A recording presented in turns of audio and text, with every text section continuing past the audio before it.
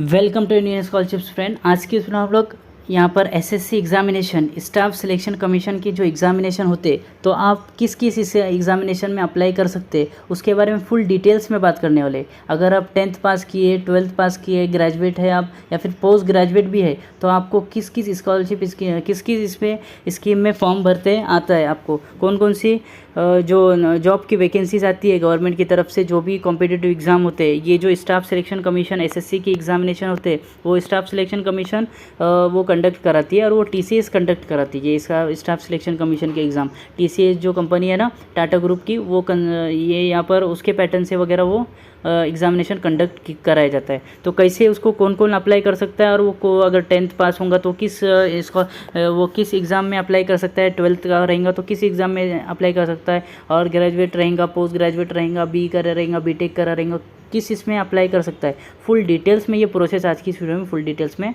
बताने वाला हूँ। तो चलिए बिना की देरी के वीडियो को स्टार्ट करते हैं। वीडियो को स्टार्ट करने से पहले आप हमारे चैनल पर नए हो, चैनल को सब्सक्राइब करके बेल आइकॉन जरूर प्रेस करिएगा। यहाँ पर हम आ चुके हैं एसएससी जो एसएससी स्टाफ सिलेक्शन कमीशन की ऑफिशियल वेबसाइट पर। इसका लिंक मैंने फर्स्ट ही आपको डिस्क्रिप्शन के अंदर मेंशन कर दिया है। डिस्क्रिप्शन के फर्स्ट लिंक पर आप क्लिक करेंगे तो यहाँ पर आप पहुँच जाएंगे। स्टाफ सिलेक्शन कमीशन क्या है सबसे पहले तो उसके ऊपर बात करेंगे। ये देखिए एसएससी एग्जामिनेशन जो होते हैं वो टीसीएस ग्रुप कंडक्ट कराते हैं एसएससी एग्जामिनेशन को। तो एसएससी एग्जामिनेशन क्या होते हैं, तो एसएससी एग्जामिनेशन कॉम्पिटिटिव एग्जामिनेशन होते हैं, यानी गवर्नमेंट को एग्जामिनेशन बोलते हैं ना, यूपीएससी, एमपीएससी, और फिर उसी की तरह ये भी एसएससी एग्जामिनेशन कॉम्पिटिटिव एग्जामिनेशन होते हैं जिसके थ्रू आप अलग अलग पोस्ट पर जा सकते हैं। अगर आप 10th किए रहेंगे तो वो क्लर्क की पोस्ट पर जा सकते, 12th किए रहेंगे तो डाटा एंट्री ऑपरेटर की पोस्ट पर जा सकते हैं। अगर आप ग्रेजुएट के बाद इसको फॉर्म को अप्लाई करते हैं तो आप इनकम टैक्स ऑफिसर या फिर एएओ के ऑफिसर के पोस्ट पर भी जा सकते हैं। तो फुल डिटेल्स में अभी इसकी वीडियो में कवर करने वाले। तो एसएससी एग्जामिनेशन तो सबसे पहले कॉम्पिटिटिव एग्जामिनेशन होते, यानी गवर्नमेंट के जो कॉम्पिटिटिव एग्जामिनेशन होते उसकी तैयारी अगर आप करते आफ्टर 10th, आफ्टर 12th या फिर आफ्टर ग्रेजुएशन या फिर आफ्टर पोस्ट ग्रेजुएशन, जो जिसकी भी बात आप करते तो एसएससी एग्जामिनेशन की आप प्रिपरेशन है वो कर सकते। तो एसएससी एग्जामिनेशन में यहाँ पर बात करूँगा तो क्या क्या लेवल कौन कौन से होते हैं। तो यहाँ पर देखिए स्टेनोग्राफर होता है, फिर उसके बाद एसएससी जेई होता है, एसएससी एमटीएस होता है, एसएससी सीपी होता है, एसएससी सीएचएसएल होता है, एसएससी सीजीएल होता है। तो सबसे पहले हम इस 3 के बारे में बात करने वाले। तो सबसे पहले हम बात करेंगे एसएससी एमटीएस के बारे में, फिर उसके बाद बात करेंगे एसएससी सीएचएसएल के बारे में, फिर उसके बाद एसएससी सीजीएल के बारे में। तो एमटीएस एग्ज़ाम कौन दे सकते हैं, तो एमटीएस एग्ज़ाम एसएससी एमटीएस के बारे में बात करेंगे। तो सबसे पहले अगर आपने 10th दिए होंगे तो आप किस स्कॉलरशिप स्कीम में एलिजिबल होते हैं, तो उसके लिए ये एमटीएस के एग्जामिनेशन होते हैं। एसएससी एग्जामिनेशन एमटीएस करके एक एग्जामिनेशन होते हैं जिसमें आप देखिए मल्टीटास्किंग स्टाफ के इसमें जा सकते हैं, टेक्निकल नॉन टेक्निकल वगैरह उसमें भी जा सकते हैं, हवलदार के इसमें भी जा सकते हैं। अभी जो वैकेंसीज निकले थे इससे पहले इसमें, तो ये इसके 2 इनके निकले थे। अगर और भी इसमें होते और भी इसमें और भी दूसरे पोस्ट भी होते तो उसमें भी आप अप्लाई कर सकते हैं, लेकिन अभी तो 10th के इसमें ये 2 निकले थे। अभी अगर आप अप्लाई करना चाहें तो इस 2023 के अंदर अभी वैकेंसीज उसके निकलेंगे तो फिर से दूसरे पोस्ट के लिए भी अवेलेबल होंगे। तो एसएससी एमटीएस के जो एग्ज़ाम होते हैं, यानी इसके नाम है मल्टीटास्किंग स्टाफ के नाम से, एमटीएस का फुल फॉर्म है मल्टीटास्किंग स्टाफ। तो ये 10वीं के बेस पर यानी 10th के बेस पर आप इसको एग्ज़ाम को दे सकते हैं। 10th के बेसिस पर अगर आप 10th पास हैं तो इसके एग्ज़ाम को वो दे सकते हैं। तो इसके बाद आगे बात करेंगे तो इसके सैलरी क्राइटेरिया क्या बात करेंगे। तो यहाँ पर देखिए सिटी एक्स हो गई, उसको इतनी सैलरी, इन हैंड सैलरी आप देख सकते हैं, ये सब ऐड होने के बाद इन हैंड सैलरी आप इतनी मिल सकती है। और जो सिटी वाई होते हैं उनको इतनी, सिटी जेड होते हैं उनको इतनी। तो city Y, city Z, city X क्या होते हैं, तो यहाँ पर देखिए आगे चलेंगे तो आगे चलने के बाद ये देखिए ये सिटी एक्स वाले जितने भी स्टेट होते हैं वो, ये स्टेट में अगर आपकी पोस्टिंग होती है ये स्टेट में तो वो आप आएंगे सिटी एक्स के इसमें, सिटी एक्स के इसमें ये स्टेट में होती है। सबसे पहले प्रदेश तेलंगाना, फिर उसके बाद उसमें आंध्र प्रदेश तेलंगाना में भी आते हैं, हैदराबाद आता है, फिर उसके बाद यहाँ पर दूसरा आता है दिल्ली में भी जो भी पोस्टें हैं वो आएंगी। तीसरे नंबर पर गुजरात होती है, गुजरात में अहमदाबाद आते हैं, कर्नाटका होती है, बेंगलुरु और बेंगलोर आता है, फिर उसके बाद महाराष्ट्र होता है। महाराष्ट्र में ये क्या है, ग्रेटर मुंबई आता है और पुणे आता है। महाराष्ट्र में 2 आते हैं, 2 सिटी में अगर आपकी पोस्टिंग हो गई वो आपने उसमें सेलेक्ट हो गए एमटीएस के एग्ज़ाम में। तो एमटीएस के एग्ज़ाम एक ही एग्ज़ाम होते हैं एमटीएस के। तो एग्ज़ाम में अगर आप सिलेक्ट हो गए, उसकी कट ऑफ वगैरह में अगर आप आ गए, तो आपकी अगर पोस्टिंग मुंबई या फिर पुणे वगैरह में हो गई, तो आपको वो सिटी एक्स में आप आते हैं, तो उस हिसाब से आपको पेमेंट है वो देखने के लिए मिलेंगी। तो तमिलनाडु में चेन्नई आता है, तमिलनाडु में वेस्ट बंगाल में कोलकाता आता है, तो ये सिटी एक्स हो गया। तो उसके बाद सिटी वाई कौन कौन से, तो यहाँ पर देखिए सिटी वाई मैंने पूरे यहाँ पर से जोड़ दिए, 21 पूरे सिटी वाई है। तो आप पूरे सिटी वाई को देख सकते हैं, आंध्र प्रदेश में कौन कौन से जो सिटीज़ है वो सिटी वाई में आते हैं, स्टेट आंध्र प्रदेश में। फिर उसके बाद यहाँ पर आसाम में कौन कौन सी होती है, पटना बिहार में होता है। फिर उसके बाद अलग अलग इसमें देख सकते हैं आप, पूरा स्क्रीनशॉट वगैरह निकाल कर देख सकते हैं कौन कौन सी सिटी में, पूरा सिटी वाई का यहाँ तक पूरा खलास होता है, सिटी वाई में पूरा यहाँ तक खलास होता है। और सिटी जेड के बारे में बात करेंगे तो सिटी जेड में जो भी स्टेट इसके ये सिटी एक्स और सिटी वाई के इसमें नहीं आते, वो जितने भी स्टेट रहते हैं वो सिटी जेड में आते। अगर आपका स्टेट छोटा होगा या फिर आपका स्टेट इसमें नहीं कवर हुआ रहेगा इसमें, इस स्क्रीनशॉट में, तो ये देखिए जितने भी यहाँ पर सिटी एक्स के मैंने बताया, ये देखिए सिटी एक्स है, यहाँ पर नीचे सिटी वाई है, और फिर उसके बाद ये सिटी वाई का पूरा 21 तक स्टेट आते हैं सिटी वाई के अंदर। तो वो देख सकते हैं आप, अगर इसमें अगर आपका सिटी एक्स और सिटी वाई में नहीं आता है तो आपका आएगा लास्ट सिटी जेड में। और सिटी जेड की अब तक कुछ यानी ये नहीं है, हमारे पास स्टेट वगैरह नहीं है, इसलिए जोड़ नहीं सके इसको। तो सिटी जेड अभी जो भी इसमें नहीं आएंगे वो सिटी जेड में बिलोंग करेंगे। ओके, तो यहाँ पर देखिए मैंने आपको बता दिया एसएससी एमटीएस का एग्ज़ाम। तो एसएससी एमटीएस का एग्ज़ाम वो 10th के बाद होता है, तो 10th के बाद आप इसको एलिजिबल होते। तो 10th के बाद इसका एक ही एग्ज़ाम होता है एसएससी एमटीएस का। तो उसमें सब्जेक्ट होते हैं, तो सबसे पहला 4 सब्जेक्ट होते हैं उसमें। पहला सबसे पहला इंग्लिश रीजनिंग होता है, फिर उसके बाद मैथ्स होता है, और आपके सामने जीके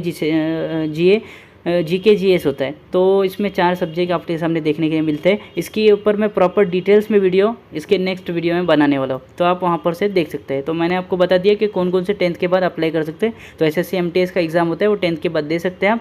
तो उसके बाद अभी 12th के बाद अप्लाई करते हैं। तो 12th के बाद कौन कौन से एग्ज़ाम अप्लाई कर सकते हैं, ये देखिए। आफ्टर 12th पास होने के बाद आप एसएससी सीएचएसएल की एग्ज़ाम अप्लाई कर सकते हैं। सीएचएसएल का फुल फॉर्म है combined higher secondary level. CHSL का फुल फॉर्म है कंबाइंड हायर सेकेंडरी लेवल, यानी एसएससी सीएचएसएल। तो हायर सेकेंडरी लेवल आप 12th के बाद दे सकते हैं। तो हायर सेकेंडरी लेवल देने के बाद आपकी जो सैलरी क्राइटेरिया है, तो यहाँ पर आप देख सकते हैं, ये देखिए आप किस किस पोस्ट के लिए जाते हैं। तो सबसे पहले आपकी पोस्ट में पोस्टिंग होती है लोअर डिविजनल क्लर्क के इसमें, तो उसकी आप सैलरी यहाँ पर देख सकते हैं 29,000 और फिर उसके 900 उसकी सैलरी होती है। और मैक्स टू मैक्स इसकी 63,000 और 200 हो सकती है। फिर उसके बाद जूनियर असिस्टेंट के बारे में बात करें तो ये भी इसमें पोस्ट आती है। अगर आप सीएचएसएल का एग्ज़ाम क्रैक कर लेते तो आप जूनियर असिस्टेंट बन सकते हैं। फिर उसके बाद पोस्टल असिस्टेंट बन सकते हैं। फिर उसके बाद शॉर्टिंग असिस्टेंट बन सकते हैं। डेटा एंट्री ऑपरेटर बन सकते हैं। डेटा एंट्री ऑपरेटर बन सकते हैं 5 लेवल, ये 4 लेवल था, ये 5 लेवल है। फिर उसके बाद डीओ ग्रेड 1 केस में भी आप बन सकते हैं। ये जितने भी पोस्ट आपको नज़र आ रहे हैं, ये जितने भी पोस्ट आफ्टर 12th आप इसको सीएचएसएल का फॉर्म अगर भरेंगे तो इसमें से कोई भी अगर आप एक पोस्ट के लिए फॉर्म अप्लाई करेंगे, तो आप अगर आप सीएचएसएल का एग्ज़ाम क्लियर कर लेते हैं तो इसमें से जो भी पोस्ट आपको चाहिए, इसके 2 एग्ज़ाम होते हैं। टियर फर्स्ट होता है, टियर सेकंड होता है। यानी इसका बता दूं तो टियर फर्स्ट जो होता है वो रहता है, तो वो टियर फर्स्ट में आपके मेरिट में वो मार्क्स है वो काउंट नहीं होते। तो उसमें भी 4 सब्जेक्ट रहते हैं। तो वो उसमें भी मैथ रहता है, रीजनिंग रहता है, फिर उसके बाद इंग्लिश रहता है और जीके जीएस रहता है। सेम सिलेबस रहता है। खाली जो अभी जो 10th के बेस पर होता है उसमें सिलेबस थोड़ा सा कम होता है, और फिर उसके बाद 12th के बेसिस पर होता है उसमें सिलेबस थोड़ा सा ज़्यादा होता है। और जो ग्रेजुएट लेवल के बेस पर होता है उसका और ज़्यादा, यानी वो एक्स्ट्रा ऑर्डिनरी लेवल के ऊपर होता है, ग्रेजुएट लेवल का होता है वो। तो 12th का लेवल का होता है, जो सब्जेक्ट है वो सेम है। सब जितने भी सब्जेक्ट है वो 10th के लेवल के वो सब सेम है। ग्रेजुएशन में भी सब्जेक्ट है वो सब सेम है, लेकिन उसका जो उसके अंदर के जो टॉपिक्स वगैरह आपके सामने आते हैं तो वो आप देख सकते हैं। जैसे रीजनिंग होगा तो रीजनिंग में नंबर सिस्टम हो गया, फिर उसके बाद दूसरे ब्लड रिलेशन वगैरह हो गया, तो वैसे टॉपिक्स वगैरह वो। और मैथ्स का हो गया तो मैथ्स में अरिथमेटिक मैथ्स, एडवांस मैथ्स वगैरह ये सब हो गए। तो वो इसमें सीएचएसएल में एडवांस मैथ्स नहीं आते, अरिथमेटिक मैथ्स आता है। तो वो देख सकते हैं आप, अगर 12th के बेसिस पर अगर आप अप्लाई कर सकते हैं तो इन पोस्ट के लिए आपकी पोस्टिंग वो हो सकती है। तो आप और भी मालूमात इसके लिए मैं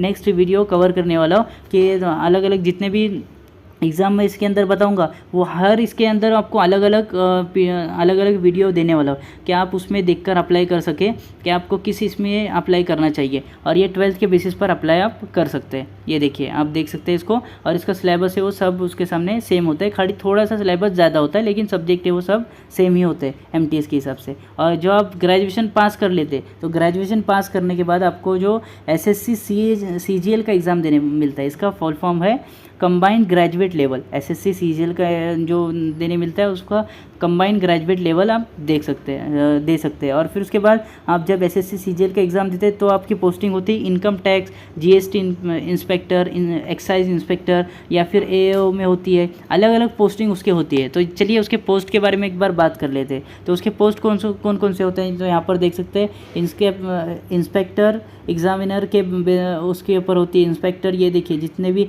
एक्साइज इंस्पेक्टर, फिर उसके बाद इनका ये इंस्पेक्टर इन इनकम टैक्स, फिर उसके बाद सब इंस्पेक्टर यानी CBI के इसमें काम करते हैं ना, वो भी यहाँ पर हो सकते हैं। Income tax of any post, दूसरे डिपार्टमेंट के कोई भी पोस्ट में हो सकते हैं, जितने आप देख सकते हैं। असिस्टेंट इन एक्सटर्नल अफेयर्स, फिर उसके बाद ministry of railway, ministry of IBM, ministry of IB, फिर उसके बाद असिस्टेंट इन सेक्रेटरी सर्विस के ऊपर भी हो सकते हैं, डिविजनल अकाउंटेंट के इसमें भी हो सकते हैं, या फिर दूसरे जितने भी होते हैं वो पूरा इसमें आप अप्लाई कर सकते हैं। जूनियर अकाउंटेंट भी हो सकते हैं, सब अकाउंटेंट भी हो सकते हैं, और फिर उसके बाद CBEC अकाउंटेंट के ऊपर भी हो सकते हैं। उसके जितने भी इन हैंड सैलरी आपको फर्स्ट सैलरी देखने के लिए मिलते हैं वो सब होता है। ग्रेड पे कितने ग्रेड पे आप लग सकते हैं, तो कितनी आपकी सैलरी हो सकती है, वो सब आपको यहाँ पर नज़र आ जाएगा। तो वो सब आप देख लेना, इतने पोस्ट के लिए आप अप्लाई कर सकते हैं आफ्टर ग्रेजुएशन। इसलिए आप आफ्टर ग्रेजुएशन इतने पोस्ट के लिए आप अप्लाई कर सकते हैं। तो यहाँ पर देखिए, ये जो आफ्टर ग्रेजुएशन आप अप्लाई करेंगे,